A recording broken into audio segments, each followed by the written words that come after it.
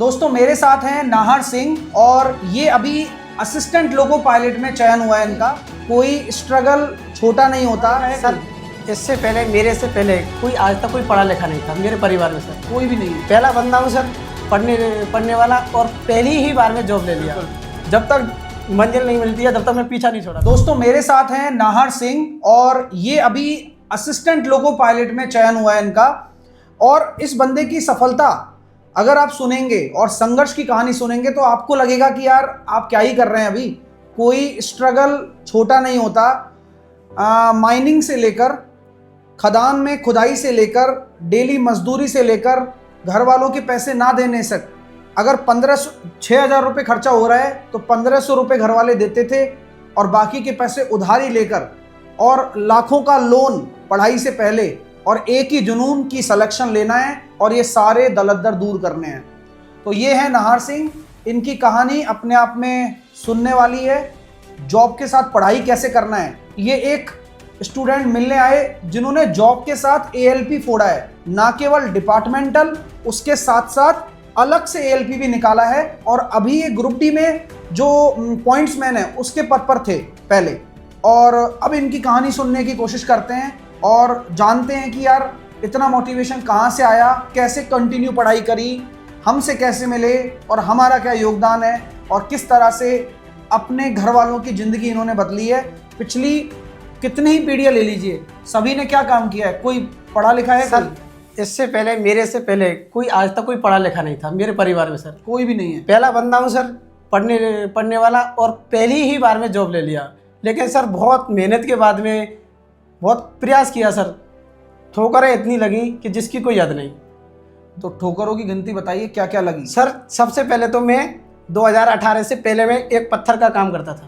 पत्थर का, जैसे मैंने मार्बल गिरना, टाइल्स वाइल्स लगाना, जिससे कि क्या मेरी पढ़ाई का खर्चा भी हो जाए। मैंने ITI भी मेरे पैसों से करी थी सर, खुद ही। हाँ। और ये तुम्हें सबक कौन देता था? सर ये सब मेरे माँ बाप का गरीबी, मेरे परिवार की स्थिति के अनुसार, और कोई इससे बड़ा कोई मोटिवेशन नहीं था। माँ बाप क्या करते हैं आपके? माँ बाप तो सर किसान थे, पापा जी माइंस का काम करते थे। बाकी की और कुछ नहीं था, बस रोजी रोटी मिल जाती। अगर काम करते तो पैसा मिल जाता, और नहीं करते तो फिर भूखे सो जाते। ऐसी स्थिति थी सर 2015 के पहले। ऐसी स्थिति है? हाँ जी सर।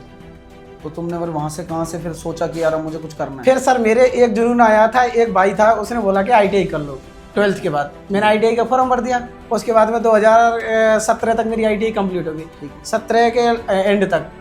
और फिर 18 के आसपास में मैंने सर तैयारी करी। मैं कुछ नहीं जानता, बस वैसे ही पढ़ता रहता था। फिर मैंने, मतलब तुम्हें एग्जाम पता था कि क्या लगना है? बिल्कुल सर। जब तक मंजिल नहीं मिलती है तब तक मैं पीछा नहीं छोड़ा। बिल्कुल सर। 2018 में ALP के फाइनल मेरिट से साइको वाइको सब क्लियर था। 0.7 से बाहर हुआ था सर। बहुत रोया था, इतना रोया था कि उसकी हद नहीं। फिर उसके बाद में सर मैंने दिल्ली पुलिस का दिया था 2020 में। फिर उसके बाद दिल्ली पुलिस में 1 सेकंड से मैं बाहर हो गया रनिंग में। फिर उसके बाद में सर NTPC दिया। NTPC में 1 नंबर से फाइनल मेरिट में हो गए बाहर। हाँ सर। फिर उसके बाद में कोशिश करते करते हार गए। फिर लास्ट में सर ये हुआ कि अब तो क्या करें, अब तो कहीं के बचे ही नहीं। उस टाइम ग्रुप डी का एग्जाम भी अब उस टाइम ग्रुप डी का एग्जाम था सर। अब उधर की टेंशन अलग और इधर ग्रुप डी की टेंशन अलग। तो मैंने सोचा एक बार टेंशन को पास में दूर रखो, और अपने सबसे बड़ा मोटिवेशन अपने घर से ही है। अगर अपन नहीं करेंगे तो घर वाले तो जैसे जिए हम जैसे हम जिएंगे। तो मैंने सोचा सर एक बार ग्रुप डी दो। बड़े जुनून के साथ 1 महीने कुछ इतना दिए कि सुबह 5 बजे जगना और रात को 12 बजे से पहले कभी नहीं सोना सर। लगातार? हाँ बिल्कुल सर, कतई बिल्कुल। रिवीजन इतना किया था। सबसे फर्स्ट है सर रिवीजन, जो पढ़ा है उसका 12 बार रिवीजन। सर आप मानोगे नहीं, मैंने कम से कम मैथ का 50 बार रिवीजन कर लिया। 50 बार? हाँ। 1 साल में सर मैंने 45 रफ रजिस्टर भरे थे, 30 वाली। अच्छा। हाँ चलो। उसके बाद में 2023 के आते और भी एग्जाम फाइट थी। 7 एग्जाम इससे पहले क्वालिफाई थी, लेकिन 8वीं एग्जाम में ग्रुप डी में लग गया सर। फिर उसके बाद में धीरे धीरे चलो मैंने कहीं कुछ तो मिला लाइफ में, जरूरत थी तो। हाँ सर। तो इसलिए ऊपर वाले से मैं तो यही कहता हूँ। लेकिन ये है सर, सबसे बड़ा मोटिवेशन खुद ही हो। इससे बड़ा मोटिवेशन कम नहीं होगा। और जिसको अगर मोटिवेशन नहीं मिल रहा है तो अपने पिताजी के और माताजी के चेहरे को देख लेना, सबसे बड़ा मोटिवेशन यही है। और अपनी घर की परिस्थिति देख लेना, बस ये सबसे बड़ा मोटिवेशन रहा है सर मेरी लाइफ का। और फिर तुमने ग्रुप डी में जॉब किया? हाँ सर, मैंने ग्रुप डी में लग गया। पर मेरा जुनून सर यही था कि कुछ दिन थी 6 महीने की, फिर उसमें ऐसा लगा कि सर यहाँ तो कोई मतलब ही नहीं है इतना ज़्यादा कि कौन सी क्या पोस्ट थी तुम्हारी? मेरी पॉइंट्समैन में था मैं पहले, चित्तौड़गढ़ में था मेरी पोस्टिंग, रतलाम डिवीजन में। वहाँ कितना वर्किंग आवर? सर वर्किंग इतना था 24 घंटे में से 24 घंटे वर्किंग चलती थी। कभी कभी ऐसा वक्त आता कि ये मान के चलो सुबह खाना ले जाते हो, शाम को वो खाना खाने को मौका ही नहीं मिलता था, इतनी वर्किंग, हाँ इतने वर्किंग रहती थी सर। फिर कोशिश करी कि यहाँ से कैसे निकलें। जब भी संडे मिलता था, संडे का पूरा ही लेता था मैं। तो तुम उस टाइम सोच रहे थे कि तुम्हें निकलना है यहाँ से? हाँ सर, एक ही जुनून था दिमाग में, तो बस ग्रुप डी से किसी हालत में निकलना है, किसी भी कोई भी पोस्ट मिल जाए, पर अच्छी पोस्ट मिल जाए, थोड़ी सी जान, एक थोड़ी सी वैल्यू हो। यहाँ गया बाद में सर थोड़ा। तुमने डिपार्टमेंटल भी दिया था क्या? सर डिपार्टमेंटली मेरा उधर डिपार्टमेंटली लोको पायलट में हो गया और इधर आरआरबी से भी हो गया, लेकिन मैं इधर से नज़दीक के चक्कर में जयपुर मिल गया, तो मुझे बहुत अच्छा लगा। मतलब घर का हाँ, उधर छोड़ के आ गया मैं, इधर ले लिया मैंने। और तुम पढ़ाई कैसे मेंटेन रखते थे? सर ये मत पूछो, मेरी पढ़ाई के आगे तो मैं खुद नहीं जानता सर, क्योंकि जब भी मेरे को ड्यूटी पे हो चाहे कहीं भी हो, 10 मिनट भी मिल जाता ना, तो वे मेरी लाइफ के 10 मिनट बहुत अच्छे थे। मतलब वो सबसे एक समय हाँ, कीमत अब थी। वो मैं कैसे पढ़ता, किताब ले जाती नहीं सर, वहाँ किताब ले जाना अलाउ नहीं था। अलाउ नहीं? नहीं, बिल्कुल नहीं सर, ड्यूटी के टाइम कुछ भी अलाउ नहीं। मोबाइल निकाला, जब भी मेरे को 10 मिनट मिलती, एक पेज रखता सर मैं, जैसा रफ का पेज रखता, जब भी 10 मिनट मिली 2 क्वेश्चन कर लिए सर। क्लास देखते थे? हाँ क्लास, जब भी पीडीएफ होती 2 क्वेश्चन निकाले, जब भी 10 मिनट मिलता तो मैं मतलब पढ़ लेता, मैं संतुष्ट हुआ। लेकिन सर मैं खाना बनाने में इतना तेज था कि 40 या 30 मिनट में मैं अपना खाना बना कर मैं रेडी हो जाता था पूरा टोटल ना।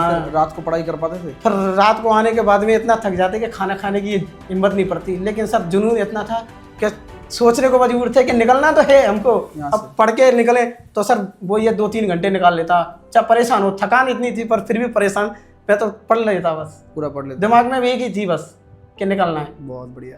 तो अभी फाइनली तुम एएलपी में हाँ सेलेक्ट हो गए हो? बस आपकी दुआ थी सर, बहुत कुछ ही हुआ सर। तुम ये बताओ मैथ की तैयारी कैसे करी तुमने? सर मैथ की मैंने सर सबसे पहले तो अपना मैथ का बैच लिया था, पहले तो यूट्यूब से ही किया था जो भी था, धीरे धीरे यूट्यूब से समझ में आ गया, तो मैंने कि साहिल सर जो पढ़ाते हैं वो एग्जैक्ट पढ़ाते हैं, एग्जाम में जाओ की तो ही छप जाता है।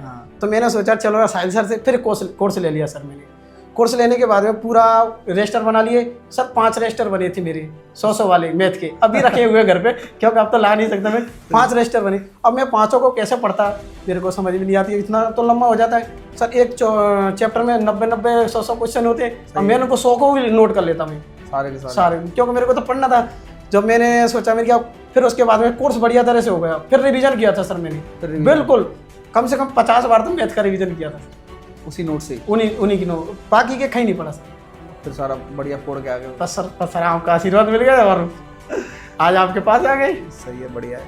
तो वो वाला क्या है, जैसे जब तुम पढ़ाई किया करते थे तो परिवार वाले कितना पैसा तुम्हें भेजते? सर ये मत पूछो सर, मेरी सही बताऊं तो सर मेरी लाइफ में मैंने ये नहीं समझ रहा कि मैं लाइफ में इतना कैसे कर लिया, क्योंकि मेरी जो हिम्मत थी ना सर परिवार की, मैं 10वीं पास करने लायक नहीं था परिवार के हिसाब से। तो तुम ये 10वीं पास करने लायक, 10वीं पास मत करो, मजदूरी कर लो। लेकिन सर एक दूसरे से मोटिवेशन मिल के, कुछ गुरुजी मेरे मिल गए ऑफलाइन, और उन्होंने इतना प्यार से समझाया सर, कितने प्यार से समझाया कि यार कुछ नहीं, हार नहीं माननी चाहिए। एक बार 2 बार मैं हार गया तो बोल रहा था सर मेरा रिजल्ट नहीं हुआ, तो उन्होंने बोला डायरेक्ट मेरे से बोला जो हुआ वो अच्छे के लिए हुआ, नहीं हुआ तो अच्छा हुआ, मेरे से यही बोला। फिर मेरे को दुख हुआ था कि यार सर भी ऐसे ही बोल रहे कि यार जो नहीं हुआ तो अच्छे के लिए हुआ, तो सर दुख तो होता है, पर मुझे पता नहीं था सर, जो सर भी बताते हैं, जो सही बोलते हैं कि जो होता है वो अच्छे के लिए होता है, और आज मैं भी यही कहता हूँ शायद मेरी लाइफ में कि जो होता है अच्छे के लिए होता है। ये तो सच है। अगर आप सही ईमानदार हो, मेहनत कर रहे हो, तो अगर जो भी भाई मेरा ईमानदारी से मेहनत कर रहा है ना सर, तो 100% दावे के साथ कहता हूँ ईमानदारी से, ऐसे नहीं कि इधर एक सर। अगर मेरे पास कई फ़ोन आते हैं सर, मैं तो आज डिप्रेशन में चला गया, मेरे रिजल्ट नहीं निकले। रिजल्ट नहीं निकलना तो बहुत बड़ा पार्ट है ही, कितने सारे बच्चों के रिजल्ट नहीं निकलते। सही बात है सर, इसके पीछे एक कारण है, मेरे साथ बीती है, एक 2 कारण है। एक फ़ोन सबसे बड़ी दिक्कत है सर। अच्छा। क्योंकि जब रिवीजन कर रहे हैं अपन तो फ़ोन को साइड में रखना चाहिए, क्योंकि एक भी मैसेज आया तो माइंड भटक जाता है सर, ये सबसे बड़ी बात है सर, फोन का यूज नहीं करना। लेकिन जैसे जितना रिवीजन बच्चे तो फोन से पढ़ते हैं, लेकिन फोन से पढ़ते टाइम क्लास लो, नोट करो सब चीज़ को, जो भी समझ में नहीं आया उसको नोट कर लो, फिर उसके बाद में जब भी उसका रिवीजन करें तो फोन का उपयोग ना करें बस रिवीजन के टाइम। हाँ, रिवीजन के टाइम आपके नोट्स बन जाएं, हाँ, उसके बाद में आप फोन को साइड में रखें, उस समय रिवीजन करते हुए। हाँ, रिवीजन ये अच्छा पॉइंट है कि जब आप रिवाइज करें तो एक बार फोन को एयरप्लेन मोड पे डाल दें, हाँ, और उसके बाद ही अपने नोट्स रिवाइज करने बैठें। हाँ नहीं नहीं आजकल देखो दिनचर्या में फोन तो बड़ा रोल प्ले करता ही है। आज हम बच्चों से कनेक्ट हो पा रहे हैं तो फोन की वजह से हो बिल्कुल पा रहे हैं। नहीं, ये भी अच्छी सुविधा है सर। अगर ये सुविधा नहीं होती तो आज शायद हम यहाँ नहीं होते, आपसे मिलने नहीं आते नहीं होते। और कांटेक्ट भी नहीं ये होता बात ऑनलाइन तो की सच है। दुनिया में। अगर मान लो आप मतलब अगर मान लो ये माध्यम नहीं होता ऑनलाइन तो हम नहीं क्या ही करते फिर। कुछ नहीं, अब सब मजदूरी देखो कर रहे कुछ हो। नहीं, हाँ वही मजदूरी करते शायद। तो ये परिवर्तन तो आया है बहुत ज्यादा इस चीज से, है ना।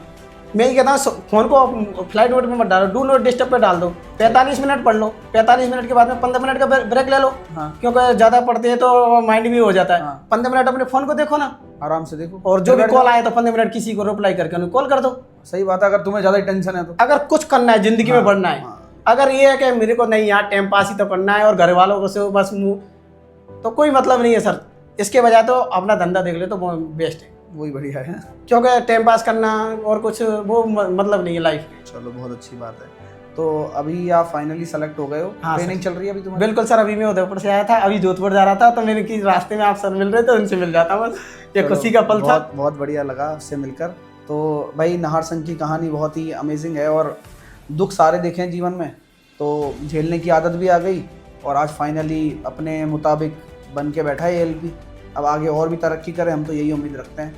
तो thank you so much. Sir आपका आपकी बहुत बहुत बधाई और धन्यवाद आपके लिए, हम इस जुनून के लिए, आपने जो हमें डेडिकेट से पढ़ाया और जो अच्छा पढ़ाया उसके लिए हम बार बार मेरे परिवार की और सबकी ओर से आपको बहुत बहुत शुभकामनाएं। आप बच्चों के लिए हमेशा अच्छा करें और जितना कोशिश हो सबके लिए अच्छा करें सर।